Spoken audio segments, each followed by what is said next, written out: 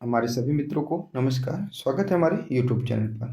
दोस्तों, आज हम रेलवे द्वारा पूछे गए प्रश्न हैं, ये PYQ हैं, ठीक है। और ये PYQ किसके हैं? ये हिस्ट्री के PYQ हैं, जिसमें से NTPC के लिए विशेष कर है। वैसे तो पूरे रेलवे एग्जाम के लिए है, लेकिन NTPC विशेष कर के लिए है। इसमें जितने भी क्वेश्चन हैं ये रेलवे द्वारा पूछे गए प्रश्न हैं, ठीक है। और ये PYQ हैं, और सारे में प्रश्नों को जो डिटेल में भी बताऊंगा आपको क्या कुछ कैसा है। इसमें से मैं आपको प्राचीन भारत, मध्यकालीन तथा आधुनिक भारत तीनों प्रकार के इस वीडियो में प्रश्न रहेंगे।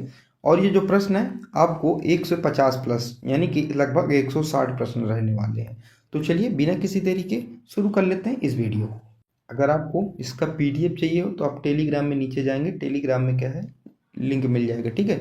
डिस्क्रिप्शन पे जाकर टेलीग्राम का लिंक मिल जाएगा, आप वहाँ उससे ज्वाइन कर लीजिएगा, आपको इसका PDF मिल जाएगा। हमारा पहला प्रश्न है, सिंधु घाटी सभ्यता से संबंधित थी। तो सिंधु घाटी सभ्यता कांस्य युग से संबंधित है, एक हमारे इसका सही उत्तर होगा। थोड़ा सा हम अपनी स्पीड बढ़ा के चलेंगे, क्योंकि हम आपको 150 से प्लस क्वेश्चन करवाने वाले, 150 से प्लस क्वेश्चन, ठीक है। और ये सारे प्रश्न जो है PYQ में, याद रखिएगा। आप बाद में अपना स्कोर भी शेयर कर सकते हैं कि आपका कितना स्कोर हुआ। तो दूसरा प्रश्न है, हड़प्पा सभ्यता लगभग 2500 ईसा पूर्व में फली फूली थी, जिसे आज हम किसके क्या कहते हैं, तो पश्चिमी भारत और पाकिस्तान कहा जाता है। तो दूसरा इसका सही उत्तर होगा। देखिए, इसका मतलब ये है कि जैसे हमारे क्या है, एक इंडिया है, ठीक है। और इंडिया में भी ये देखिए, ये उत्तर दक्षिण, ये क्या होता है, पूरब है, ये पश्चिम है। उसमें से कह रहा है पश्चिमी भारत, ठीक है। यानी कि पश्चिमी भारत और पाकिस्तान, इधर ही पाकिस्तान है, इधर ही पश्चिमी भारत है। तो इधर क्या है, फली फूली सभ्यता थी। अगला है, सिंधु घाटी सभ्यता एक है। तो सिंधु घाटी सभ्यता एक कैसी सभ्यता है? तो सिंधु घाटी सभ्यता एक कांस्य युगीन सभ्यता है। 4 हमारा यहाँ से इसका सही उत्तर हो जाएगा। अगला है, पत्थर की बनी नृत्य करते हुए पुरुष की मूर्ति नटराज किस स्थान पर पाई गई है? तो नटराज मूर्ति पत्थर से बनी हुई, ये मोहनजोदाड़ो में पाई गई है। सी इसका सही उत्तर हो जाएगा। क्या हो इसका सही उत्तर, सॉरी याद माफ कीजिएगा, इसका सही उत्तर होगा चौथा नंबर, यानी कि हड़प्पा इसका सही उत्तर होगा, ठीक है। 4 इसका सही उत्तर होगा। अगला है, धौलावीरा एक पुरातात्विक स्थल किस समय अवधि से संबंधित है?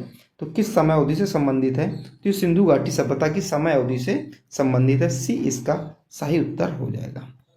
अगला है, निम्नलिखित में से कौन सा स्थल सिंधु घाटी सभ्यता का हिस्सा नहीं है? तो क्यों कौन सा स्थल है जो सिंधु घाटी सभ्यता का स्थल नहीं है? तो ये उरुक, क्या उरुक जो है सिंधु घाटी सभ्यता का स्थल नहीं है। बाकी हड़प्पा है, मोहनजोदाड़ो है और लोथल है। तो यहाँ से सही उत्तर दूसरा हो जाएगा हमारा। अगला है, निम्नलिखित में से कौन सा पशु हड़प्पा सभ्यता की मोहरों पर अक्सर देखा जाता था? तो कौन सा पशु था जो हड़प्पा सभ्यता की जो मोहर थी उसमें अधिकतर देखा जाता था? तो बैल था। क्या बैल? दूसरा इसका हमारा सही उत्तर हो जाएगा। अगला है, सिंधु घाटी सभ्यता में खोजा गया पहला स्थल। तो सिंधु घाटी सभ्यता में जो खोजा गया पहला स्थल था हड़प्पा था, और हड़प्पा की खोज 1921 में की गई थी। किसके द्वारा की गई थी ये आपको बताना है। किसके द्वारा की गई थी? हड़प्पा की खोज 1921 में की गई थी, ठीक है। और 1922 में जो है मोहनजोदड़ो की खोज की गई थी। अगला है, सिंधु घाटी सभ्यता की सबसे महत्वपूर्ण विशेषता थी। तो सिंधु घाटी सभ्यता की सबसे महत्वपूर्ण विशेषता कौन सी थी? तो सिंधु घाटी सभ्यता की सबसे महत्वपूर्ण विशेषता थी सी नंबर, ईंटों से बनी इमारतें। क्या? ईंटों से बनी इमारतें। अगला प्रश्न है हमारा, हड़प्पा सभ्यता का कौन सा शहर विशेष रूप से मनका निर्माण, संकटाई, धातुकार, मोहन निर्माण और बाट निर्माण सहित शिल्प उत्पादन के लिए समर्पित था? तो कौन सा स्थान था? उसका सही उत्तर होगा ऑप्शन नंबर सी, चनहूदड़ो। इसका 4 चनहूदड़ो। अगला है, निम्नलिखित में से किस स्थान का नाम ऋग्वेद में केवल एक बार दिया गया है? तो किस स्थान का नाम ऋग्वेद में केवल एक बार दिया गया है ये आपको बताना है। ये दिया गया है गंगा। कौन सी नदी है जिसका नाम एक बार ऋग्वेद में दिया गया? वो गंगा नदी है। और सर्वाधिक बार सिंधु नदी का नाम दिया गया है। अगला है, उपनिषद में निम्न में से किस महिला विद्वान का उल्लेख किया गया है? तो किसका? गार्गी का किया गया है। हमारा तीसरा इसका सही उत्तर हो जाएगा। अगला है, ऋग्वेद में वर्णित मृधरवाच का तात्पर्य है, यानी कि जो मृधरवाच ऋग्वेद में वर्णित एक शब्द है उससे का क्या मतलब है? तो उसका हमारा मतलब क्या है? वह जो बलि नहीं देता उसे मृधरवाच ऋग्वेद में कहा गया है। तो दूसरा हमारा इसका सही उत्तर हो जाएगा। अगला है, निम्नलिखित में से कौन सा कथन गलत है? तो इसमें से कौन सा कथन जो है गलत है? तो हमारा इसका सही उत्तर होगा तीसरा, ऋग्वेद को पाठ करने और सुनने के बजाय पढ़ा जाता था। तो ये कथन हमारा क्या है? गलत है, ठीक है। अगला है, निम्नलिखित में से किस वेद को गीतों की पुस्तक, मंत्रों का वेद या गीतों का योग भी कहा जाता है? तो किसको कहा जाता है? ये सामवेद को कहा जाता है। किसको? सामवेद को। यानी कि जो सामवेद में है संगीत के बारे में बताया गया है, इसलिए इसे गीतों की पुस्तक, मंत्रों का वेद या फिर गीतों का योग भी कहा गया है। अगला है, ऋग्वेद में 1028 सूक्त हैं जिन्हें 10 पुस्तकों में व्यवस्थित किया गया है। जिन्हें कहा जाता है, तो जिन्हें क्या कहा जाता है? देखिए ऋग्वेद में कुल कितने सूक्त हैं? तो 1028 सूक्त हैं, जिसे 10 पुस्तकों में क्या व्यवस्थित किया गया है। इसे क्या कहा जाता है? तो इसे क्या कहा जाता है? इसे जो है मंडल कहा जाता है। क्या? मंडल कहा जाता है। याद रखिएगा, 3 प्रश्न यहाँ से बन रहे हैं। अगला है, उपनिषदों में से मुख्य उपनिषद माने जाते हैं, यानी कि कितने उपनिषदों में से मुख्य उपनिषद माने जाते हैं, ये आपको बताना है। तो 108 उपनिषदों में से जो 11 उपनिषद है सही माने, यानी कि मुख्य माने जाते हैं। तो एक यहाँ से सही उत्तर हो जाएगा। अगला है, वैदिक काल में राजाओं द्वारा प्रजा से एकत्रित कर को क्या कहा जाता था? जो वैदिक काल में राजाओं द्वारा जो प्रजा से टैक्स लिया जाता था उसको बलि कहा जाता था। क्या? बलि कहा जाता था। तीसरा यहाँ से सही उत्तर हो जाएगा। अगला है, यजुर्वेद में यजुर शब्द का क्या अर्थ है? तो यजुर्वेद में यजुर शब्द का क्या अर्थ है? तो यजुर शब्द का अर्थ है त्याग। क्या है? त्याग है। तीसरा यहाँ से सही उत्तर हो जाएगा। अगला है, निम्नलिखित में से किस वेद में रोगों का उपचार दिया गया है? तो किस वेद में जो रोगों का उपचार दिया गया? अथर्ववेद में दिया गया है। ठीक है, अथर्ववेद में दिया गया है। चौथा हमारा यहाँ से सही उत्तर हो जाएगा। अगला प्रश्न है हमारा, 16 महाजनपदों के संदर्भ में निम्नलिखित में से कौन से एक राजधानी शहर नहीं था? तो कौन से एक राजधानी शहर नहीं था? अवंती एक जो है राजधानी शहर नहीं था। दूसरा यहाँ से सही उत्तर होगा। अगला है, प्राचीन शहर चंपा को जाना जाता है, तो जाता है महाजनपद की राजधानी माना जाता है। तो प्राचीन शहर, तो इसका सही उत्तर अंग होगा। क्या होगा? अंग होगा यहाँ से। तीसरा इसका सही उत्तर होगा। अगला है, सत्यमेव जयते का अर्थ क्या है? देखिए पूछा गया प्रश्न था सत्यमेव जयते का अर्थ क्या है?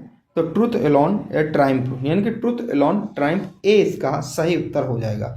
यानी कि इसका सी, यानी कि इस तरह देखा जाए तो तीसरा यहाँ से सही उत्तर हो जाएगा।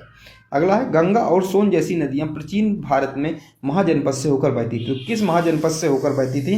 गंगा और सोन जैसी नदियां मुख्य रूप से किन महाजनपद से होकर बहती थी?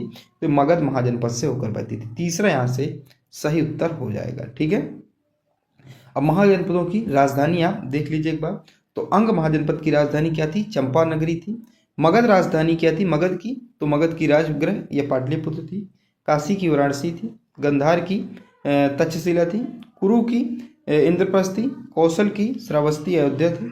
सूरसेन की मथुरा थी। और कंबोज का हटका राजापुर। और मल्ल की क्या थी? कुशीनगर थी। वत्स्य की कौशाम्बी थी। और चेदी की सुक्तिमती थी। और मत्स्य का विराटनगर। पंचाल की कंपिल्य थी। और वजी का क्या था? वैशाली, विदेह या मिथिला थी। तो ये कुछ प्रकार से मुख्य कुछ राजधानियां थी, जैसे कि अवंती की क्या थी? उज्जैन थी। और अस्मक की क्या थी? पोटली थी। तो इस कुछ प्रकार से 16 महाजनपदों की क्या थी? राजधानियां मैंने आपको बता दी। अगला है, महाजनपदों के राजाओं ने किलों का निर्माण करवाया क्योंकि ये प्रदान करते थे। तो ये सुरक्षा प्रदान करते थे, इसलिए इन्होंने किलों का निर्माण करवाया था, घेराबंदी का निर्माण करवाया था। अगला है, ऋग्वेद में ऐसे मंत्र जिनमें अप्रमाणित वलिखलिक भजन शामिल हैं वो कितने हैं? तो वो कितने ऐसे हैं? वो 1028 हैं, यानी कि 1028। दूसरा यहाँ से सही उत्तर हो जाएगा। अगला है, निम्नलिखित में से कौन सा वेद जादुई अनुष्ठानों और तंत्र मंत्र के बारे में बताता है? तो कौन सा वेद है जो जादुई अनुष्ठानों और तंत्र मंत्र के बारे में बताता है? तो 27 का सही उत्तर अथर्ववेद हो जाएगा। क्या होगा? 27 का सी इसका सही उत्तर होगा। अगला है, निम्नलिखित में से किस वेद को गीतों की पुस्तक, मंत्रों का वेद या गीतों का योग भी कहा जाता है? तो किस पुस्तक को कहा जाता है? तो इसका हमारा सही उत्तर होगा सामवेद। किसको? सामवेद इसका सही उत्तर हो जाएगा। अगला है, विशिष्ट दैत्य दर्शन के संस्थापक कौन थे? तो विशिष्ट दैत्य दर्शन के संस्थापक थे वो निम्नलिखित में से कौन थे? तो इसका हमारा सही उत्तर होगा रामानुजाचार्य। तीसरा यहाँ से सही उत्तर हो जाएगा। अगला है, निम्नलिखित में से कौन 16 महाजनपदों में से एक नहीं है? तो कामरूप। बाकी कौशल, अंग और कुरु थे, तो कामरूप नहीं था। तो 4 हमारा यहाँ से सही उत्तर होगा। अगला है, निम्नलिखित में से कौन भगवान बुद्ध के 4 आर्य सत्यों में से नहीं है? तो जो है सत्यों में से नहीं, जो भगवान बुद्ध ने 4 जो सत्य बताए थे उसमें से एक नहीं है। क्या है? यदि इच्छाओं की पूर्ति नहीं होती तो दुखों से बचा जा सकता है। गलत है। यदि कि इच्छाओं की पूर्ति नहीं होती तो दुख और हमारे पास आते हैं, ना कि दुखों से बचा जा सकता है। तीसरा इसका सही उत्तर होगा। अगला प्रश्न है हमारा, रानी माया देवी ने किस पेड़ के नीचे गौतम बुद्ध को जन्म दिया था? तो रानी माया देवी ने साल के पेड़ के नीचे जो है गौतम बुद्ध को जन्म दिया था। चौथा हमारा इसका सही उत्तर हो जाएगा।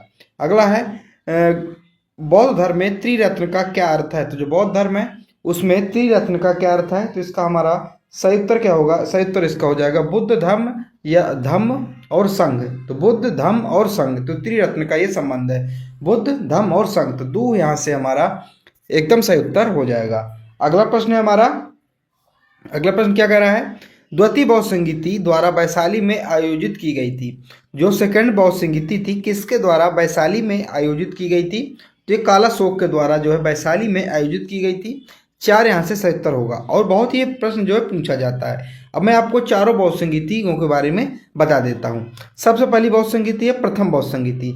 इसकी जो है ये सब कब की गई थी, तो 483 ईसा पूर्व में की गई थी। कहाँ की गई थी, राजगृह में की गई थी। और इसके अध्यक्ष कौन थे, तो महाकश्यप इसके अध्यक्ष थे। और शासन किसके शासनकाल में आयोजित की गई थी, तो अजात शत्रु के शासनकाल में आयोजित की गई थी। ये आपको याद रखना है। दूसरी बात है, दूसरी है द्वितीय बौद्ध संगीति, तो 383 ईसा पूर्व में की गई थी। कहाँ की गई थी, वैशाली में। उस समय अध्यक्ष कौन थे, सोसाबा कामी उस समय उसके अध्यक्ष थे। और काला शोक के शासनकाल में हुई थी, जो कि अभी प्रश्न मैंने आपको करवाया।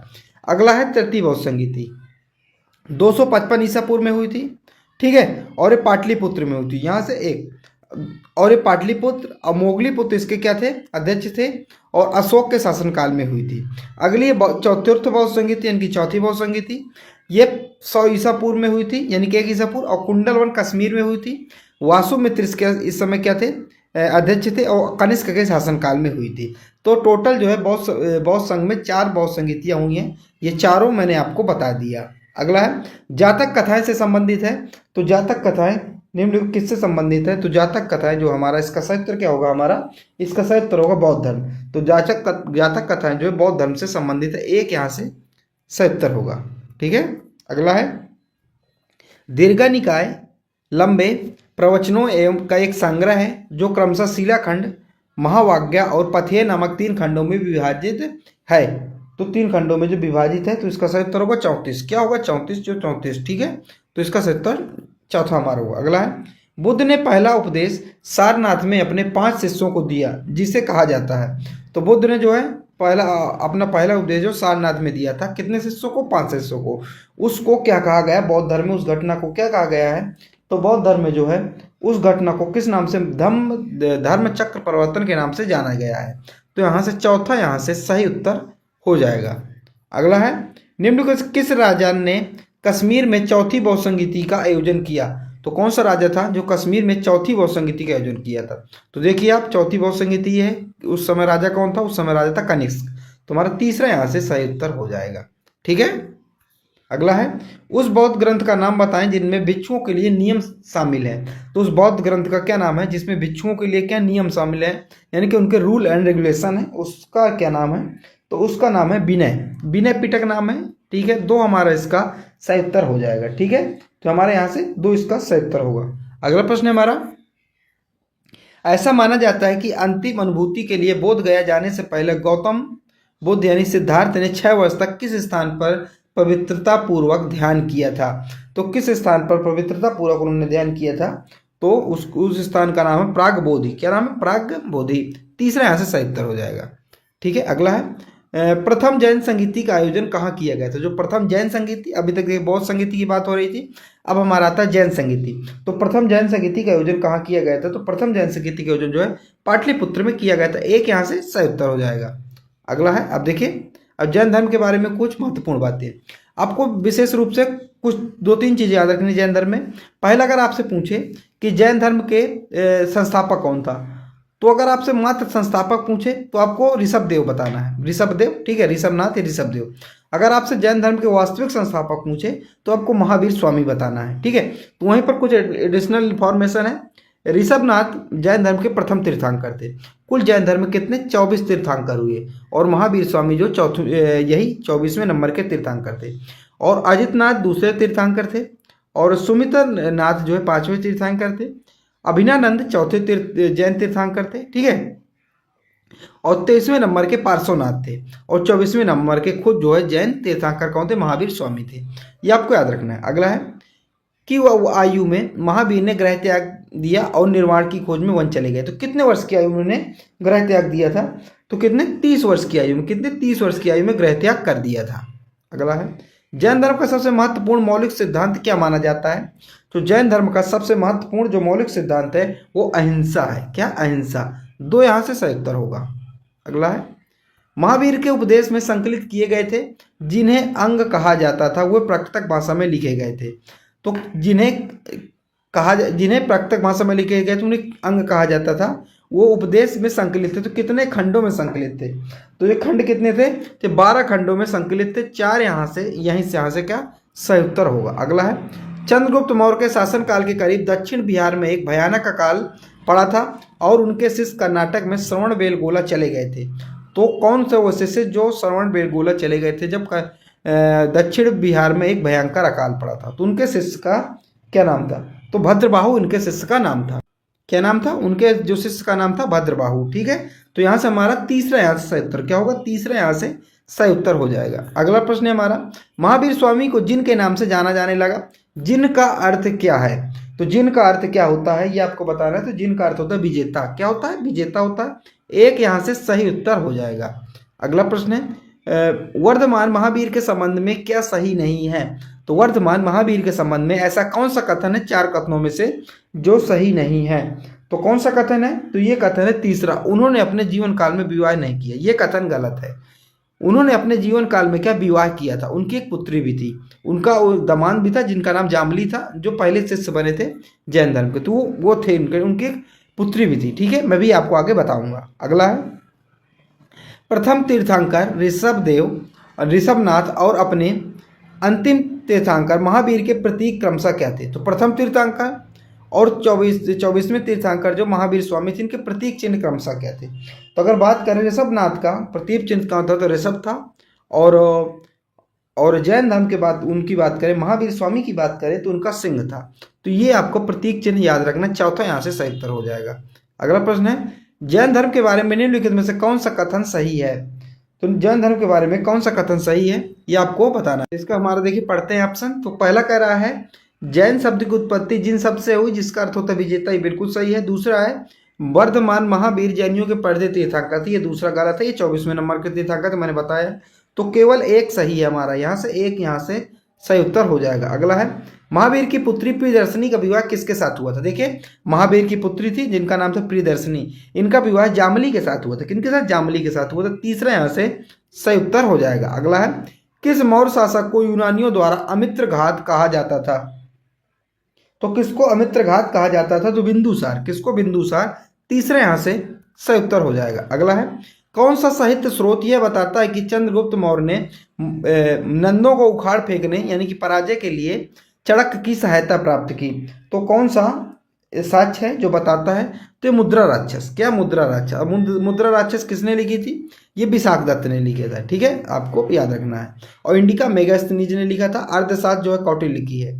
अगला है, जिन्हें चड़क भी कहा जाता है। मौर्य काल में समाहर्ता का अर्थ क्या है? तो मौर्य काल में जो समाहर्ता का अर्थ निम्न से क्या माना जाएगा? तो इसका सही उत्तर होगा प्रकलन और संग्रहण का प्रभारी अधिकारी। तीसरा हमारे यहाँ से सही उत्तर हो जाएगा। ये सारे प्रश्न जो है PYQ हैं, ये आपको याद रखना है। रेलवे द्वारा पूछे गए प्रश्न है और मैं इस वीडियो में आपको 160 प्लस प्रश्न करवाऊंगा। और सारे प्रश्न क्या है? ये PYQ हैं। आप NTPC का पेपर देना, ALP का पेपर देना हो, आपको कहीं किसी का भी रेलवे में पेपर देना तो पढ़ सकते हैं, रेलवे के बिना भी आप पढ़ सकते हैं। ठीक है, क्योंकि ये रेलवे के क्या है PYQ हैं, तो मैं ज़्यादा प्रेफरेंस जो रेलवे वालों को दूंगा। अगला है, मौर्य काल के वंशानुगत सैनिकों को जाना जाता था। तो किस नाम से जाना जाता था? मौर्य काल के वंशानुगत सैनिकों को मौला के नाम से जाना जाता था। क्या? मौला के नाम से जाना जाता था। दूसरा यहाँ से हमारा सही उत्तर क्या हो जाएगा? ठीक है, इसमें आप चेक कर लीजिएगा मौला होगा कि वर्धकी होगा, मैं भी इसमें कन्फ्यूज हूँ, मैं इसको आपको बता दूंगा टेलीग्राम में। अगला है, भारत में अशोक के शिलालेख का सबसे पहला गुण पूरा लेख किस लिपि में लिखा गया है? तो पूरा लेख किस लिपि में लिखा गया है? ये ब्राह्मी लिपि में लिखा गया। क्या? ब्राह्मी लिपि में लिखा गया। चौथा हमारा सही उत्तर हो जाए। अगला प्रश्न है, अशोक ने किस प्रमुख शिलालेख में ब्राह्मणों और क्षत्रियों को सार्वजनिक उदारता का परामर्श दिया था? तो इसका हमारा सही उत्तर हो जाएगा तृतीय शिलालेख। किसमें? तृतीय शिलालेख में दिया था। तीसरा यहाँ से हमारा सही उत्तर हो जाएगा। ठीक है, अगला प्रश्न है हमारा, अगला प्रश्न कह रहा है निम्नलिखित में से घटनाओं को कालानुक्रमित क्रम में व्यवस्थित कीजिए। तो ये क्या है, क्रम के अनुसार से लगाना है। तो सबसे पहला क्रम क्या है, सबसे पहला क्रम है बिंदुसार का राज्याभिषेक हुआ था, इसके बाद कलिंग का युद्ध हुआ था, इसके बाद जो है शुंग राजवंश। तो दूसरा यहाँ से एकदम कालानुक्रम ये क्रम से लग गया। अगला है मौर्य शासन व्यवस्था में तीर्थ का क्या अर्थ सही है। तीर्थ का क्या अर्थ है, तो तीर्थ का अर्थ है प्रशासनिक विभाग। क्या है, प्रशासनिक विभाग, इसका सही उत्तर हो जाएगा, दूसरा यहाँ से सही उत्तर हो जाएगा। अगला है सम्राट अशोक ने बौद्ध धर्म के आदर्शों के प्रसार के लिए धर्म प्रचारकों को दूर दराज के स्थानों पर भेजा ताकि लोग भगवान बुद्ध की शिक्षाओं द्वारा अपने जीवन को प्रेरित कर सके। इन धर्म प्रवर्तकों में उनका पुत्र एवं पुत्री भी शामिल थे। तो उनके पुत्र और पुत्री का नाम पूछा गया है। तो जो सम्राट अशोक थे उनके पुत्र का क्या नाम था, तो उनके पुत्र का नाम था महेंद्र और उनकी पुत्री का नाम था संघमित्रा। क्या नाम था, संघमित्रा। तो तीसरा इसका सही उत्तर हो जाएगा। तो यहाँ जाएगा अशोक आ जाएगा और यहाँ संघमित्रा आ जाएगा, सॉरी महेंद्र और संघमित्रा। अगला है चंद्रगुप्त मौर्य ने अपने अंतिम दिन कहाँ व्यतीत किए थे। तो चंद्रगुप्त मौर्य थे, उन्होंने अंतिम जो श्रवणबेलगोला में चंद्रगिर पहाड़ी पर वहाँ व्यतीत किए थे। और ये स्थान कहाँ है वर्तमान में, ये स्थान वर्तमान में कर्नाटक राज्य में, याद रखिएगा। अगला है किस राजवंश के अंतर्गत भूमि अनुदान पर सबसे प्रथम शिलालेख की जानकारी मिलती है।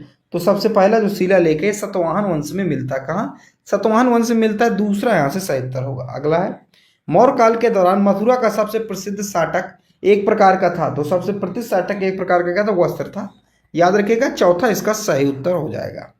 अगला है भारत के प्राचीन राजवंश के संदर्भ में वसुदेव, भूमिमित्र, नारायण और सुशर्मन किस राज्य के वंश के राजा थे। तो किस राज्य के वंश के राजा थे, ये कणवंश के राजा थे। कहाँ के, कणवंश के राजा थे। चौथा हमारा यहाँ से सही उत्तर हो जाएगा। ये सारे प्रश्न क्या है, PYQ में, मैं तो हर बार कह रहा हूँ, इसलिए आपको विशेष रूप से इनको क्या है सीरियस लेके चलना है। मैं आपको कुछ डिटेल में बता देता हूँ। जैसे हमारे एक शुंग वंश है, शुंग राजवंश, ये लगभग 185 ईसा पूर्व में मौर्य साम्राज्य के पतन के बाद सत्ता में आया था।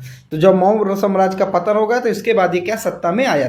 फिर अगला है देखो शुंग वंश का संस्थापक कौन था। तो शुंग वंश का संस्थापक पुष्यमित्र शुंग था। ये आपके लिए बहुत इंपॉर्टेंट है। फिर अगला है हमारा, फिर प्रारंभ में जो साम्राज्य की राजधानी शुंग वंश की राजधानी पाटलिपुत्र थी, लेकिन बाद में इसने विदिशा स्थानांतरित कर ली थी। तो यह था शुंग राजवंश के बारे में। अगला है कुषाण राजवंश। क्या है अगला, अगला है हमारा कुषाण राजवंश। तो कुषाण राजवंश के बारे में हम देखेंगे।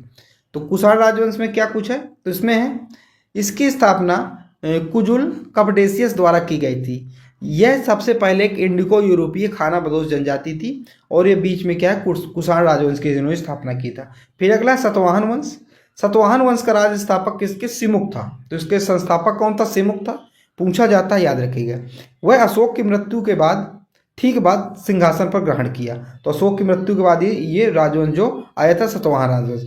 चूंकि छोटे छोटे राजवंश थे लेकिन जो एग्जाम में पूछ लिया जाता है तो मैंने आपको करवा दिया। अगला है मौर्य काल के बाद के विजेता अर्थात यूनानियों, शक, पार्थियों और कुषाणों के संदर्भ में निम्नलिखित में से कौन सा विकल्प सही नहीं है। तो कौन सा विकल्प सही नहीं है आपको बताना है। तो इसका सही उत्तर क्या होगा, इसका सही उत्तर होगा ऑप्शन नंबर 3। उन्होंने वैष्णववाद को अपने धर्म के रूप में स्वीकार किया और शैव धर्म को त्याग दिया। तो ये जो है विकल्प बिल्कुल सही नहीं है। अगला है कुषाण साम्राज्य के पतन के बाद पाटलिपुत्र पर किसने अधिकार किया। तो कुषाण साम्राज्य के बाद पतन के बाद जो पाटलिपुत्र पर किसने अधिकार किया, तो पाटलिपुत्र पर जो है सिथिनियन ने, किसने, सिथियन ने जो है अधिकार किया। तो चौथा यहाँ से सही उत्तर हो जाएगा। अगला प्रश्न हमारा प्राचीन भारत में आक्रमणकारियों के संदर्भ में निम्नलिखित में से कौन सा सही कालानुक्रत क्रम है। तो कौन सा सही क्रम है ये आपको बताना। जो हमारा सही क्रम क्या होगा, हमारा इसका सही क्रम होगा ऑप्शन नंबर 2 यूनानी और शक कुषाण। तो दूसरा यहाँ से सही उत्तर हो जाएगा। अगला है निम्नलिखित में किन शासकों ने देवपुत्र या ईश्वर के पुत्र की उपाधि धारण की थी। तो किसने जो है देवपुत्र या ईश्वर के पुत्र की उपाधि धारण किया था। तो ऐसा कौन सा था, तो इसका सही उत्तर कुषाण शासक थे। कौन सा थे, कुषाण शासक। अगला है अब हम बात करेंगे बिंदुसार के बारे में, जो मैं आपको बता चुका हूँ। ये किसका पुत्र था, बिंदुसार चंद्रगुप्त मौर्य के पुत्र और अशोक के पिता थे। तो चंद्रगुप्त मौर्य के जो पुत्र का नाम था बिंदुसार और अशोक के क्या थे, पिता थे।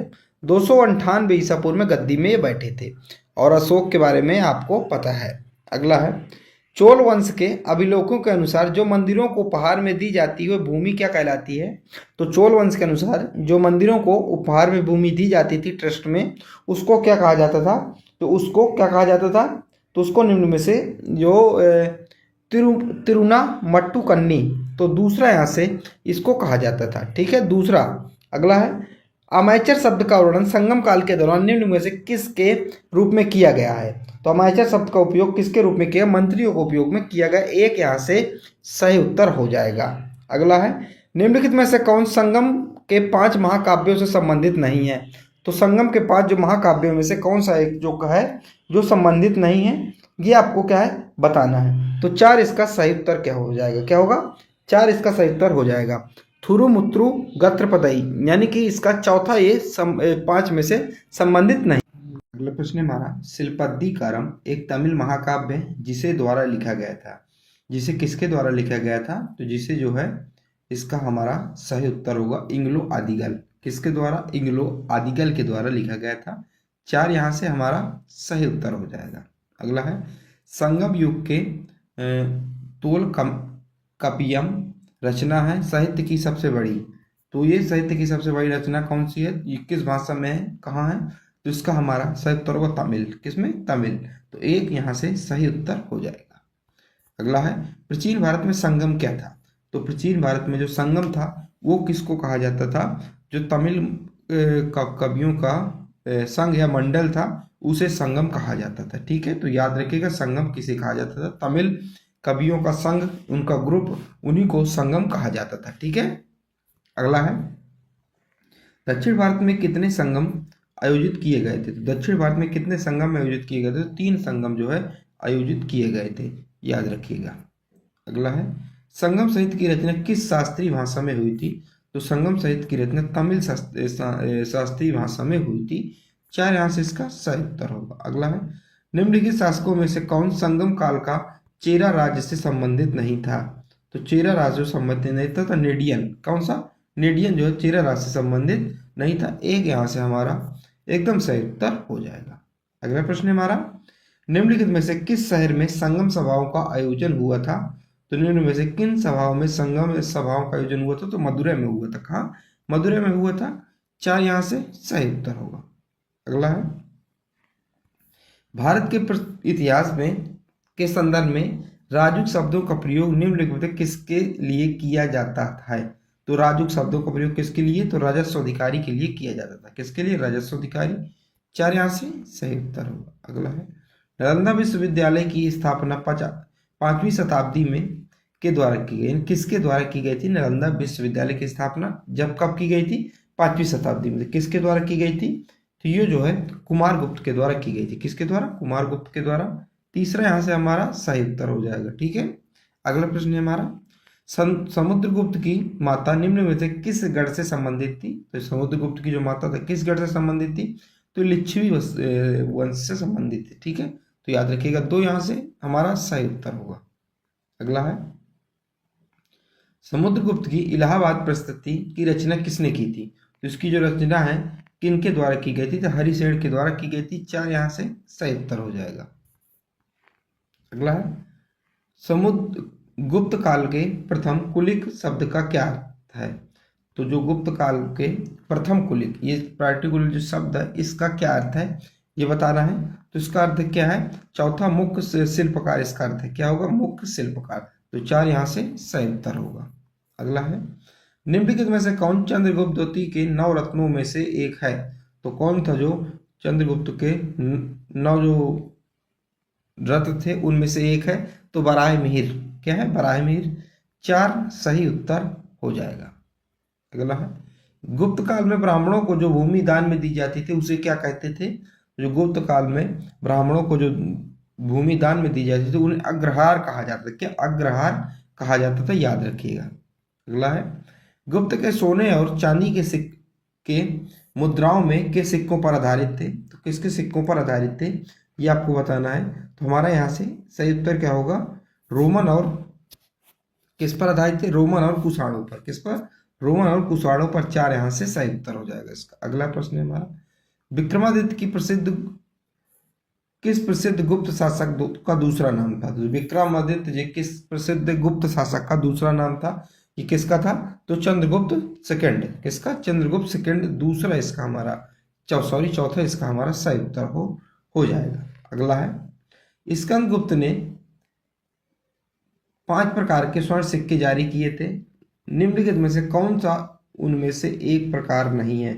तो कौन सा एक प्रकार नहीं है उनमें से, ये आपको क्या है बताना है। तो हमारे यहाँ से इसका सही उत्तर क्या हो जाएगा? तो एक प्रकार नहीं, इसमें बैल तथा या बैल या वृषभ का प्रकार 4 यहाँ से सही उत्तर होगा। अगला है निम्नलिखित में से कौन हर्षवर्धन के शासनकाल में भारत आया था? तो हर्षवर्धन के शासनकाल में कौन सा है जो ये जो यात्री था जो आया था, भारत आया था? ह्वेंसांग। कौन आया था?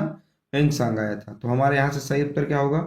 दूसरा इसका सही उत्तर हो जाएगा, जिसे जुआन जांग भी कहा जाता था। तो दूसरा यहाँ से सही उत्तर हो जाएगा। अब आपसे ऐसे ही पूछा सकता है ह्वेंसांग किसके शासनकाल में भारत आया था? तो हर्षवर्धन के शासनकाल में।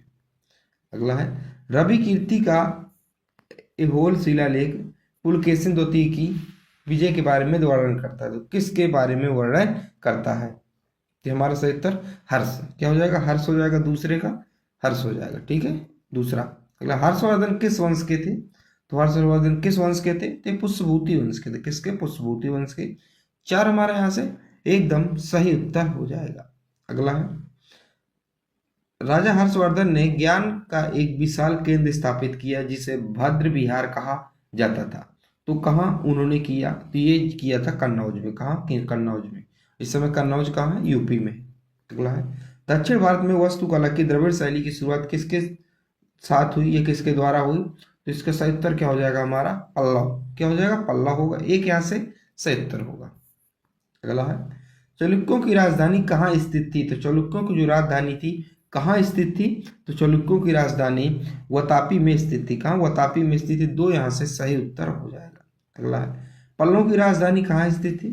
जो पल्लव थे उनकी राजधानी कांचीपुरम में थी। कहाँ? कांचीपुरम में थी। 4 सही उत्तर होगा। अगला है चालुक्यों के संदर्भ में निम्नलिखित में से कौन सा सही है? तो चालुक्यों के संदर्भ में निम्नलिखित में से कौन सा सही है? तो इसका सही उत्तर हो जाएगा हमारा ऑप्शन नंबर 2, चालुक्यों के अधीन ग्राम स्वराज अनुपस्थिति थी। तो दूसरा यहाँ से सही उत्तर हो जाएगा। हमारे यहाँ से दूसरा इसका एकदम सही उत्तर हो जाएगा। अगला है निम्नलिखित में से किस भाषा में प्रसिद्ध कवि रवि कीर्ति द्वारा लिखित ऐहोल शिलालेख है?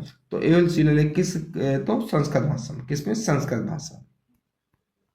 अगला है पल्लव साम्राज्य के संदर्भ में निम्नलिखित कथनों पर विचार कीजिए। तो इन जो कथन है इनमें जो है विचार करना। पहला कथन कह रहा है महेंद्र वर्मन फर्स्ट ने इक्ष्वाकुओं को हराया और पल्लव साम्राज्य की मजबूत नींव रखी। दूसरा कह रहा है महेंद्र वर्मन फर्स्ट ने मणिकवाह सागर के प्रभाव में शैव धर्म ग्रहण किया। तो इसमें से कौन सा जो है सही है?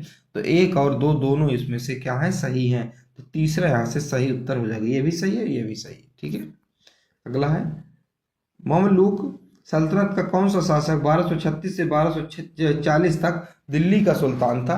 तो दिल्ली का सुल्तान कौन था? तो रजिया सुल्तान। कौन? दिल्ली का सुल्तान रजिया सुल्तान। ये पहली महिला शासिका भी थी, याद रखिएगा। ठीक है। गुलाम वंश की स्थापना किसने की थी?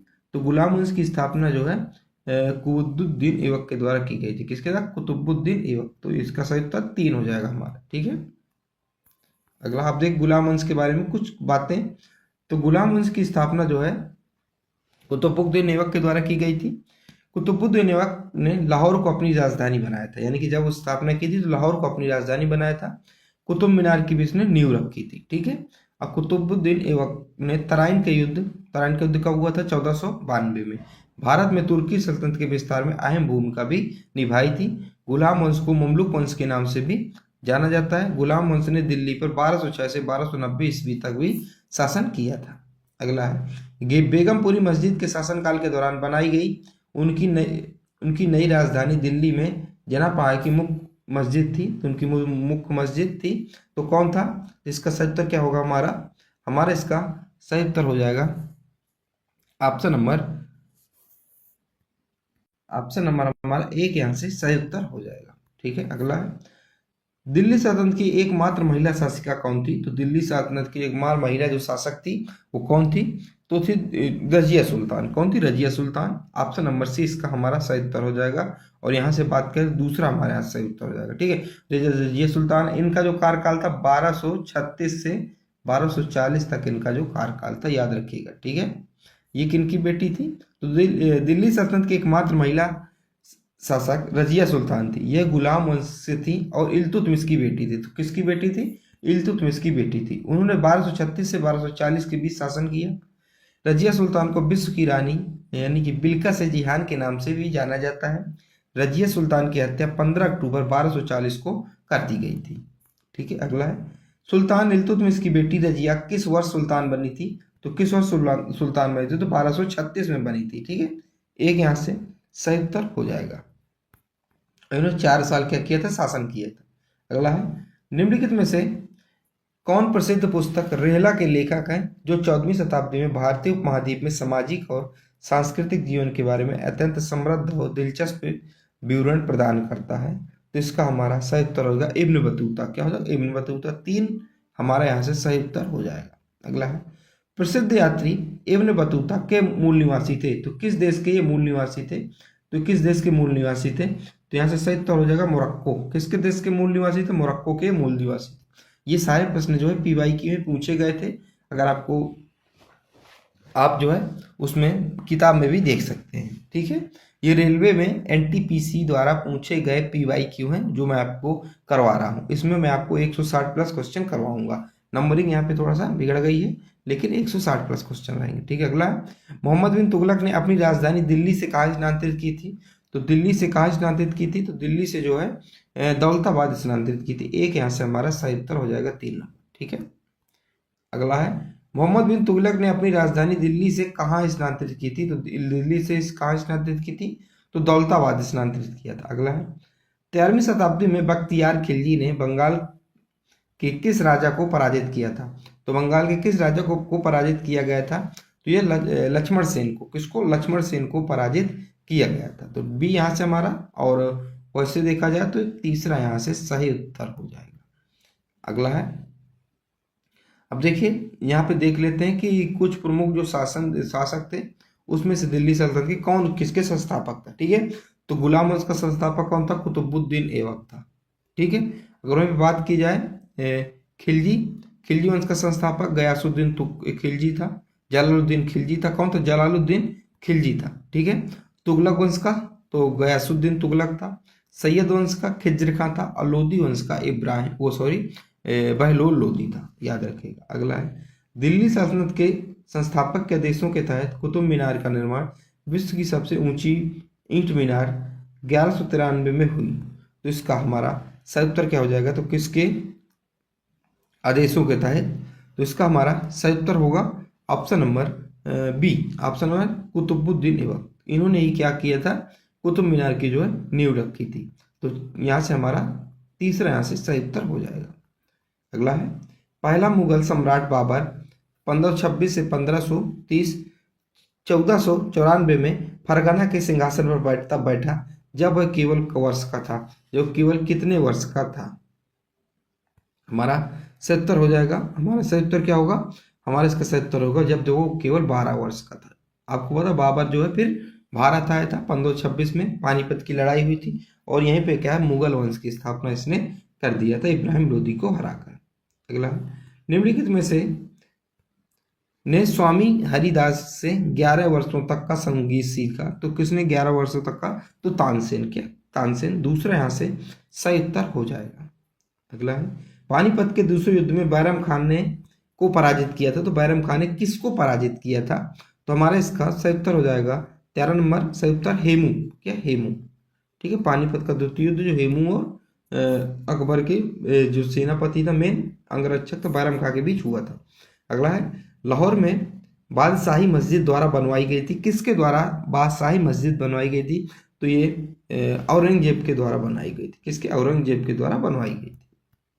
अगला है, निम्नलिखित में से कौन सा मुगल भारत के इतिहास के लिए परामर्श योग्य कृति नहीं है? तो कौन सा जो भारत के लिए परामर्श योग्य कृति नहीं है? तो शाहनामा। क्या? शाहनामा। ठीक है, तो एक यहाँ से सही उत्तर होगा। अगला है, अकबर कब सम्राट बना था? तो अकबर जब है कब सम्राट बना था? तो ये 1556 में बना था। कब 1556 में बना था? जब हुमायूं की जो है सीढ़ियों से लुढ़ककर जो है मृत्यु हो गई थी पुस्तकालय की। अगला है, शाहजहां की बेटी ने कई राजधानी जहानाबाद दिल्ली की स्थापत्य परियोजनाओं में भाग लिया था। तो उनकी बेटी का क्या नाम था? तो जो उनकी बेटी थी, शाहजहां की बेटी थी, उनका नाम जहां आ रहा था। क्या? जहां आ रहा था। तो तीसरा यहाँ से सही उत्तर हो जाएगा। अगला है, नादिर शाह ने कब भारत पर आक्रमण किया और दिल्ली को लूटा था? तो नादिर शाह ने कब भारत पर आक्रमण किया? तो 1739 पे भारत पर आक्रमण किया था और दिल्ली को लूटा था। एक यहाँ से सही उत्तर होगा। अगला है, पानीपत का द्वितीय युद्ध अकबर और हेमू के बीच किस वर्ष हुआ था? तो अकबर और हेमू के बीच 1556 में हुआ था, ये आपको पता है। ठीक है, द्वितीय युद्ध 1556 में, प्रथम युद्ध 1526 में। अगला है, भारत का तीसरा मुगल बादशाह था। तो भारत का जो तीसरा मुगल बादशाह कौन था? तो भारत का जो तीसरा मुगल बादशाह अकबर था। सबसे पहले बाबर आया, सबसे पहले बाबर आया, ठीक है, फिर इसके बाद आया हुमायूं, फिर इसके बाद आया अकबर। ठीक है। अगला है, अकबरनामा को कितने किताबों में विभाजित किया गया है? तो अकबरनामा जो पुस्तक है उसको कितने भागों में विभाजित करके देखा जाता है? तो 3 भागों में विभाजित करके देखा जाता है। अगला है, संस्कृत भाषा में कल्हड़ की राजतरंगी में उन राजाओं के इतिहास को शामिल किया गया है जिन्होंने इस पर शासन किया था। लेकिन जिन्होंने कहाँ शासन? कश्मीर पे शासन किया था। ये क्वेश्चन कई प्रकार से पूछा जाता है, बहुत इंपॉर्टेंट क्वेश्चन है। ये क्वेश्चन ऐसे भी पूछा जाता है कि कश्मीर का वर्णन निम्नलिखित किस किताब में देखने को मिलता है? तो राजतरंगी में देखने को मिलता है। और राजतरंगी नामक पुस्तक किसने लिखी थी? तो इन्होंने कल्हड़ ने लिखी थी। अगला है, वर्ष 1856 में अवध के विलय के बाद नवाब मस्जिद अली शाह को गद्दी से हटाकर में निर्वासित कर दिया गया था। तो कहाँ उन्हें हटा के जो है भगा दिया गया, निर्वासित कर दिया गया? तो कलकत्ता। 4 यहाँ से सही उत्तर हो जाएगा। ठीक है। अगला है, 1680 में छत्रपति शिवाजी के पुत्र अपने भाई राजा राम के विरुद्ध उत्तराधिकारी के युद्ध में विजय प्राप्त करने के बाद सिंहासन पर बैठे थे। तो उनके अपने पुत्र, शिवाजी के पुत्र का क्या नाम था? जो उनको हटा के जो अब भाई राजा राम के विरुद्ध उत्तराधिकारी के युद्ध में विजय प्राप्त करने के बाद सिंहासन पर बैठे थे, तो उनका सही संभाजी। क्या? संभाजी, छत्रपति संभाजी। तीसरा यहाँ से सही उत्तर हो जाएगा। अगला है, मक्का मस्जिद हैदराबाद किसके द्वारा पूरा किया गया? तो मक्का मस्जिद हैदराबाद किसके द्वारा पूरा किया गया? तो इसका हमारा सही उत्तर होगा औरंगजेब के द्वारा। 4 यहाँ से सही उत्तर हो जाएगा। अब यहाँ पे कुछ मिस्टेक पॉइंट है, मैं मिस्टेक पॉइंट आपको बता देता हूँ। देखिए, सीधा सीधा लिखा है, मोहम्मद कुली तुगलक शाह ने 1614 में औरंगजेब द्वारा जो 1693 में पूरा किया गया मक्का मस्जिद के निर्माण की शुरुआत की थी। तो मक्का मस्जिद के निर्माण की शुरुआत किसके द्वारा? मोहम्मद कुली कुतुब शाह के द्वारा, जो 1614 में की गई थी। इसकी जो पूर्ति है औरंगजेब के द्वारा इसका निर्माण को पूरा किया गया था। ठीक है। ऐसा कहा जाता है कि मक्का सऊदी अरब से लाई गई ईंटों से, कमीशन की ईंटों से बनाई गई थी। अगला यहीं पर देखिए मिस्टेक पॉइंट क्या है। अगर प्रश्न पूछे कि मक्का मस्जिद का निर्माण किसने शुरू किया, तो मोहम्मद कुली कुतुब शाह को बताना है। जबकि प्रश्न पूछे कि ये मक्का मस्जिद किसने बनाई, तो औरंगजेब उसका उत्तर होगा। आपको पता होने तो मैं आपको कंफर्म हो गया हो, यानी कि जो मक्का मस्जिद की शुरुआत मोहम्मद कुली शाह ने किया था। ठीक है। और पूरा निर्माण जो है औरंगजेब ने करवाया था। सीधा सा इतना ही है बात। ठीक है। अगला है, महमूद खिलजी ने हराकर चित्तौड़गढ़ में विजय स्तंभ बनवाया था। तो किसने जो है महमूद खिलजी को हराकर चित्तौड़ में विजय स्तंभ बनवाया था? तो कौन था? तो इसका सही उत्तर होगा राणा कुंभा। कौन थे? राणा कुंभा। तो राणा कुंभा ने क्या है, ये महमूद खिलजी को हरा दिया था और चित्तौड़ में विजय स्तंभ बनवाया था, जो कि आज भी है। अगला है, खालसा पंथ की स्थापना कौन से गुरु ने की थी? तो जो खालसा पंथ की स्थापना है किस गुरु ने किया था? तो श्री गुरु गोविंद सिंह ने किया था। कितने? श्री गुरु गोविंद सिंह ने किया था। चौथा हमारा सही उत्तर होगा। अगला है, कृष्णदेव राय वंश से संबंधित थे। तो कृष्णदेव राय किस वंश से संबंधित थे? तो ये तुलुक वंश से संबंधित थे। किससे? तुलुक वंश से संबंधित थे। अगला है, गुलनाबाद लड़ाई का नेतृत्व महमूद होतकी ने किया और 6 वर्षों में लड़ी। तो इसका हमारा सही उत्तर होगा, इसका होगा 1722। इसका हमारा सही उत्तर हो जाएगा। अगला है, दिल्ली में जंतर मंतर महाराजा द्वारा बनवाया गया था। तो किसके द्वारा जंतर मंतर जो महल है किस महाराजा के द्वारा बनवाया गया था? तो उनके द्वारा, किनके द्वारा, द्वितीय, जयपुर के जयसिंह द्वितीय के द्वारा बनवाया गया था। दूसरा ऐसे सही उत्तर होगा। ठीक है, अगला है महायान शब्द किस वर्ष से संबंधित है? तो महायान वर्ष किस धर्म से संबंधित है? तो महायान वो जो शब्द है ये बुद्ध धर्म से संबंधित है। दूसरा यहाँ से सही उत्तर हो जाएगा। अगला है भगवान गोमतेश्वर की मूर्ति कहाँ है? तो जो भगवान गोमतेश्वर की मूर्ति है निम्नलिखित में से कहाँ है? श्रवण बेलगोला में है और वर्तमान में श्रवण बेलगोला कर्नाटक में है। तो गोमतेश्वर प्रतिमा से जुड़ी कुछ खास बातें, इस मूर्ति का निर्माण चबुंद राय ने करवाया था। यह मूर्ति जैन धर्म के सिद्धांतों, शांति, अहिंसा, सांसारिक मामलों का त्याग और सादा जीवन का प्रतीक है। यह हर 12 साल में महास्तभिषेक उत्सव मनाया जाता है। अगला है निम्न में से कौन पाल साम्राज्य का संस्थापक था? तो पाल साम्राज्य का संस्थापक कौन था? तो पाल साम्राज्य का संस्थापक गोपाल था। दूसरा यहाँ से सही उत्तर हो जाएगा। ठीक है, अगला है पाल साम्राज्य के संस्थापक राजा गोपाल थे। उन्होंने 750 ईसा पूर्व में पाल समाज की स्थापना की थी। तो कब? 750 ईसा पूर्व में पाल वंश की स्थापना की थी। ठीक है, और पाल साम्राज्य की राजधानी मुंगेर थी। क्या थी? मुंगेर थी। पाल साम्राज्य भारतीय उपमहाद्वीप में उत्तर शास्त्री काल के दौरान एक शाही शक्ति थी। पाल साम्राज्य बौद्ध धर्म के संरक्षण के लिए जाना जाता था। अगला है हड़प्पा सभ्यता के शहरों को इसके स्वरूप में रखा गया था। तो किसके स्वरूप में रखा गया था? हड़प्पा सभ्यता के शहरों को। तो हमारा इसका सही उत्तर हो जाएगा आयताकार ग्रिड। किसमें? आयताकार ग्रिड में रखा गया था। दो यहाँ से सही उत्तर हो जाएगा। अगला प्राचीन हड़प्पा शहर लोथल किस राज्य में स्थित है? तो प्राचीन हड़प्पा शहर लोथल किस राज्य में स्थित है? गुजरात में स्थित है। देखिए सबसे पहले मैं आपको प्राचीन भारत का इतिहास कराया, इसके बाद मॉडर्न में आया, अब फिर प्राचीन में। ठीक है, अभी इसके बाद फिर आप हम आधुनिक भी पढ़ने वाले हैं। अगला है निम्नलिखित में से किस वेद को ब्रह्म वेद नाम भी से जाना जाता है? तो ब्रह्म वेद के नाम से किस वेद को जाना जाता है? तो हमारा इसका सही उत्तर होगा अथर्ववेद को ब्रह्म वेद के नाम से भी जाना जाता है। एक यहाँ से सही उत्तर होगा। अथर्ववेद के बारे में कुछ बातें देखिए, अथर्ववेद को अथर्ववेद भी कहा जाता है। अथर्व एक ब्राह्मण कुल के ऋषि थे जिन्होंने इस वेद के मंत्रों को ग्रहण किया था। अथर्व में विज्ञान, यजुर्वेद, ज्योतिष, शास्त्रीय गणित और रसायन, संगणक विज्ञान, भूगर्भ विज्ञान और भूत प्रेतों से जुड़ा ज्ञान मिलता है। ठीक है, तो याद रखिएगा। जादू टोना भी किससे मिलता है? पूछा जाता है कि जादू टोना कुल्ले के निम्न में से किस वेद में है? तो किस वेद में? अथर्ववेद में। याद रखिएगा। अगला है प्रसिद्ध सांची स्तूप कहाँ स्थित है? जो प्रसिद्ध जो सांची स्तूप है ये कहाँ स्थित है? ये मध्य प्रदेश में स्थित है। कहाँ? मध्य प्रदेश में स्थित है। एक यहाँ से सही उत्तर हो जाएगा। देखिए सांची भारत के मध्य प्रदेश राज्य के रायसेन जिले में बेतवा नदी के तट पर एक स्थित एक छोटा सा गांव है। अगला है मिलिंद पाहनोक किसने बौद्ध धर्म से संबंधित प्रश्न उत्तर दिए थे? तो इसका सही उत्तर होगा हमारा 38 नंबर का नागेश्वर। एक इसका सही उत्तर हो जाएगा। अगला है राष्ट्रकूट का शाही प्रतीक चिन्ह क्या था? तो राष्ट्रकूट जो था उसका शाही प्रतीक चिन्ह था सुनहरा बाज। 4 यहाँ से सही उत्तर हो जाएगा। अगला है कनिष्क किस वंश का राजा था? तो कनिष्क था वो किस वंश का राजा था? तो कनिष्क था ये किस वंश का राजा था? कुषाण वंश का राजा था। किसका? कुषाण वंश का राजा था। तीसरा सही उत्तर होगा। अब देखिए कनिष्क कुषाण वंश के महान राजा थे। अब इसमें से कुछ खास बातें हैं जो आपको बता देता हूँ। कनिष्क को कनिष्क प्रथम के नाम से भी जाना जाता था, पहली बात। दूसरा है कनिष्क ने 127 से 151 ईसा पूर्व तक क्या किया था? शासन किया था। कनिष्क के शासन काल में कुषाण साम्राज्य अपने यानी कि चरमोत्कर्ष पर था। ठीक है, अगला है कनिष्क के साम्राज्य में वर्तमान अफगानिस्तान, पाकिस्तान, भारत के कुछ हिस्से शामिल थे। कनिष्क की मुख्य राजधानी गंधार के पुरुषपुर पेशेवर में थी। कनिष्क की एक अन्य राजधानी मथुरा भी थी। कनिष्क को बौद्ध धर्म का संरक्षक भी माना जाता था। कनिष्क ने महायान बौद्ध को अपनाया था।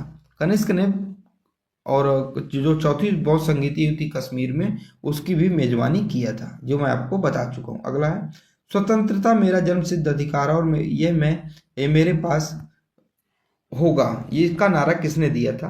तो इसका नारा किसने दिया था? तो हमारे इसका सही उत्तर हो जाएगा बाल गंगाधर तिलक ने इसका नारा दिया था। एक यहाँ से सही उत्तर हो जाएगा। अब देखिए इसके बारे में कुछ हम पढ़ते हैं।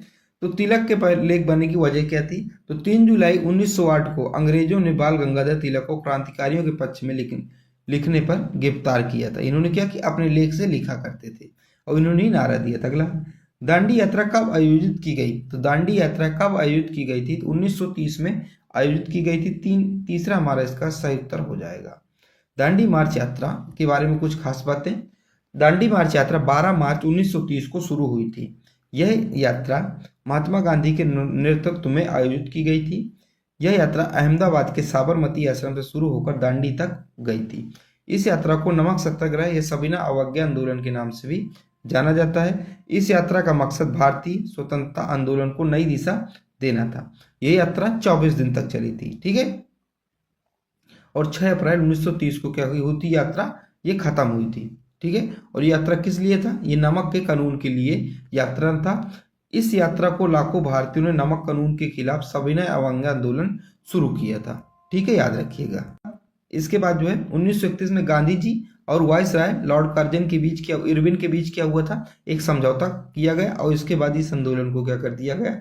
खत्म कर दिया गया। अगला है, तीसरा गोलमेज सम्मेलन कब आयोजित किया गया था? जो तीसरा गोलमेज सम्मेलन है ये 1932 में आयोजित किया गया था। दूसरे यहाँ से सही उत्तर हो जाएगा। अगला है, तीनों गोलमेज सम्मेलन की तरीके कौन कौन सी हैं? देख लीजिए, तीन गोलमेज सम्मेलन। पहला हुआ था 1930 में, दूसरा 1931 में और तीसरा जो है 1932 में हुआ था। इन तीनों के दौरान जो इंग्लैंड के प्रधानमंत्री मैकडोनाल्ड थे, रैमजे मैकडोनाल्ड थे, ये बहुत इंपॉर्टेंट है। अगला, तीसरे गोलमेज सम्मेलन में कांग्रेस ने हिस्सा नहीं लिया था। कांग्रेस ने सिर्फ दूसरे गोलमेज सम्मेलन में हिस्सा लिया था। और कांग्रेस की तरफ से कौन गए थे? तो कांग्रेस की तरफ से महात्मा गांधी गए थे। ये भी पूछा जा सकता है, महात्मा गांधी ने गोलमेज सम्मेलन किस में हिस्सा लिया था? तो सिर्फ सेकंड वाले में हिस्सा लिया था। सेकंड गोलमेज सम्मेलन जो 1931 में हुआ था उसमें हिस्सा लिया था। ठीक है, अगला है, कबीर की रचनाओं के संकलन को कहा जाता है? तो इनको रचनाओं के संकलन को बीजक कहा जाता है। क्या कहा जाता है? बीजक कहा जाता है। अगला, वांडीवास का अंतिम युद्ध किसके बीच लड़ा गया था? तो जो वांडीवास का जो अंतिम युद्ध है किसके बीच लड़ा गया था? अंग्रेज और फ्रांसीसियों के बीच लड़ा गया था। एक यहां से सही उत्तर हो जाएगा। इस युद्ध में अंग्रेज जो क्या कर गए थे?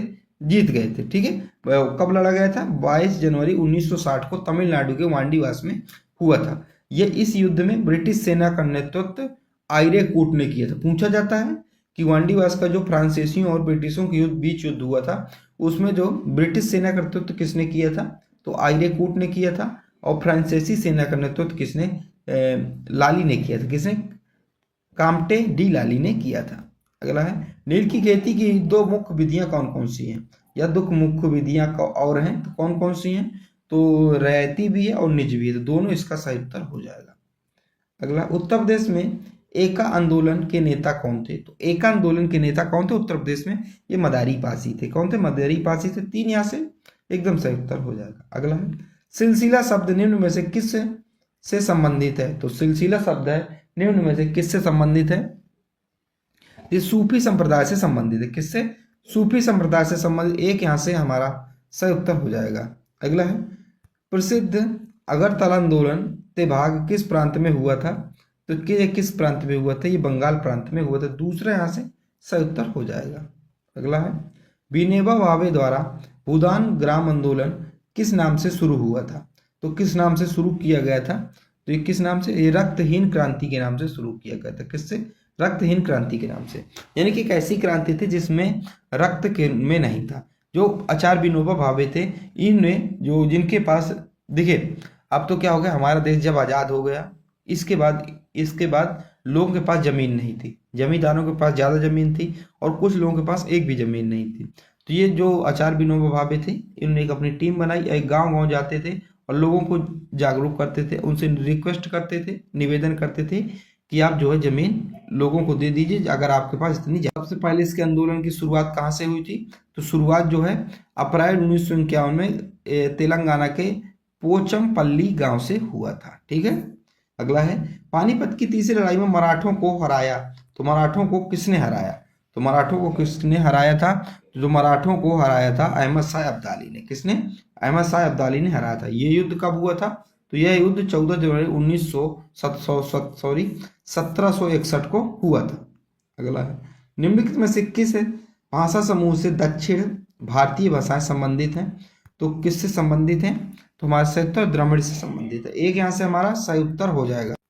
अगला है, इनमें से किसने अपने हमलों में अन्य मंदिरों के 17 बार सोमनाथ मंदिर को और लूटा और नष्ट किया था? तो किसने ऐसा किया था? तो किया था महमूद गजनबी ने। किसने? महमूद गजनबी ने किया था। दूसरा यहाँ से सही उत्तर हो जाएगा। अगला प्रश्न है हमारा, प्रसिद्ध किताब किताब उल हिंद की रचना किसने की? तो किताब उल हिंद की रचना जो है किसने किया था? तो अल बेरूनी ने किया था। किसने? अल बेरूनी ने किया था। एक यहाँ से सही उत्तर हो जाएगा। किताब उल हिंद की, जिसे तरीक उल हिंद के नाम से भी जाना जाता है, 11वीं शताब्दी की शुरुआत में जो है लिखी गई थी। ये पुस्तक बहुत इंपॉर्टेंट है, याद रखिएगा। अगला है, घोड़ों को दागने की प्रथा निम्न में से किसके द्वारा शुरू की गई थी? जो घोड़े थे उनको दागने की प्रथा अलाउद्दीन खिलजी के द्वारा शुरू की गई थी। 4 इसका सही उत्तर हो जाएगा। अब घोड़ों में ऐसे निशान दिए जाते थे। अब देखिए, यानी कि घोड़ों को ऐसे दागा जाता था, ये घोड़े की जैसे स्किन पीछे, तो उसमें ऐसे कुछ चिन्ह दे दिए जाते थे। ठीक है, ऐसे चिन्ह दे दिए जाते थे। तो यही कहा जाता था घोड़ा दागने की प्रथा किसके द्वारा शुरू की गई थी? तो ये जो है आपको पता, अलाउद्दीन खिलजी के समय ये घोड़ा दागने की प्रथा शुरू की गई थी। बाद में जो क्या प्रचलित भी काफी हुई थी। अगला है, निम्न में से कौन सा स्मारक शाहजहां द्वारा नहीं बनवाया गया था? तो कौन सा स्मारक जो शाहजहां द्वारा नहीं बनवाया गया था? तो इसका हमारा सही उत्तर होगा पंचमहल। पंचमहल जो शाहजहां द्वारा नहीं बनवाया गया था। इसे हवा टावर के नाम से भी जाना जाता है। जो पंचमहल है इसे हवादार टावर के नाम से भी जाना जाता है। ये इसका दूसरा नाम है। और ये कहाँ बना है? तो फतेहपुर सीकरी महल मुगल सम्राट अकबर द्वारा बनवाया गया था। और कब बनवाया गया था? तो 1571 से 1585 के बीच ये बनवाया गया था। ठीक है, याद रखिएगा। अगला है, दिल्ली के प्रसिद्ध शासक फरीद को किस नाम से जाना जाता था? तो फरीद को किस नाम से जाना जाता था? जो फरीद था उसे शेर शाह के नाम से जाना जाता। दूसरा यहाँ से सही उत्तर हो। अगला है, भारत के सांस्कृतिक इतिहास में कौन उत्तर और दक्षिण से संबंधित है? तो कौन उत्तर और दक्षिण संबंधित है? तो इंडो आर्यन। क्या? Indo Aryan. 4 यहाँ से सही उत्तर हो जाएगा।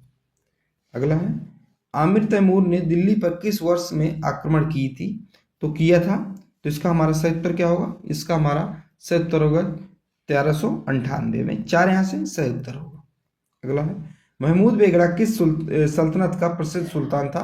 तो किस सल्तनत का प्रसिद्ध सुल्तान था? तो गुजरात का प्रसिद्ध सुल्तान था। तो मैंने आपको करवा दिए 160 प्रश्न। किससे? 160 प्लस ही प्रश्न थे, नंबरिंग बीच में गड़बड़ हो गई है। ठीक है, और ये जो है रेलवे PYQ है, NTPC रेलवे PYQ है, जो मैंने आपको करवा दिए। ठीक है, ये सारे प्रश्न मैं आपको करवा दिए। तो अगर आपको इसका PDF जो है टेलीग्राम में आपको इसका PDF मिल जाएगा, आसानी से मिल जाएगा। वीडियो आप देखिए और टेलीग्राम पे इसका PDF मिल जाएगा। तथा आप तक कुछ सुझाव देना चाहें या बताना चाहें कि आप किस वीडियो पर, किस टॉपिक पर वीडियो बनाएं, तो आप वो भी कर सकते हैं। और मिलते हैं अगली वीडियो पर। जय हिंद, जय भारत।